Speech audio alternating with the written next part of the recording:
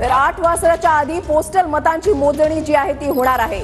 आता अवघा 1 तास शिल्लक राहिलेला आहे। मोदी हॅट्रिक करणार की मग इंडिया आघाडी सत्तेमध्ये येणार हे चित्र काही तासात स्पष्ट होईल। नेत्यांचा उमेदवार सर्वपक्षीय समर्थकांची धाकधूक ही आता शिगेला पोहोचली आहे।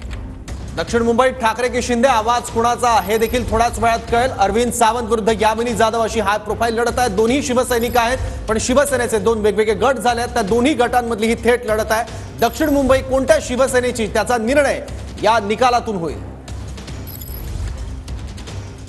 थेट जाणार आहोत नेस्को सेंटर मध्ये। मतमोजणी केंद्र त्या ठिकाणी आहे। निवृत्ती बाबर आमचे प्रतिनिधी आमच्या सोबत आहेत। निवृत्ती,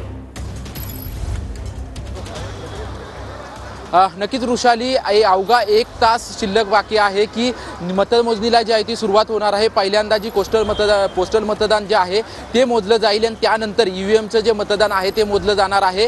मगाशी आपण अर्ध्या तासापूर्वी जर पाहिलं तर या ठिकाणी मोठ्या प्रमाणात जे कार्यकर्ते आहेत हे कार्यकर्त्यांची गर्दी आपल्याला या ठिकाणी पाहायला मिळत होती, कारण की प्रत्येक पक्षाचे 5 कार्यकर्त्यांना आतमध्ये पास देऊन त्यांना आतमध्ये सोडण्यात आले आहे। आणि आपण आता जर पाहिलं तर उत्तर मध्यचे उमेदवार पियुष गोयल हे देखील या मतमोजणी केंद्रावरती आलेला आहे। त्यांनी विश्वास देखील व्यक्त केलेला आहे की विजय जो आहे तो माझाच होणार आहे, फक्त किती मतांनी मी विजयी होईन हे मतमोजणी झाल्यानंतरच समजेल, अशी प्रतिक्रिया जी आहे ते स्वतः पियुष गोयल यांनी वर्तवलेली आहे। तर दुसरीकडे आपण जर पाहिलं तर या नेस्को सेंटरवरती जवळपास 2 नंतर संपूर्ण कल जो आहे तो नक्की विजयी उमेदवार कोण होईल हे आपल्याला कळेल, कारण की एकूण 3 लोकसभा उमेदवारांचं या ठिकाणी भवितव्य ठरणार आहे। एका विधानसभेला 14 टेबल असणार आहेत, म्हणजे एका लोकसभा मतदारसंघासाठी 84 टेबल असणार आहेत आणि त्याच्यामुळे मतमोजणी जी आहे ती उशिरा होऊ शकते आणि त्याच्यामुळे विजयी उमेदवार नक्की कोण होणार याकडे खरं तर सर्वांचं लक्ष आहे, कारण की मोठमोठ्या लढती ज्या आहेत त्या लढती या ठिकाणी होत होत्या। ज्या पद्धतीने उत्तर मध्य मुंबईमध्ये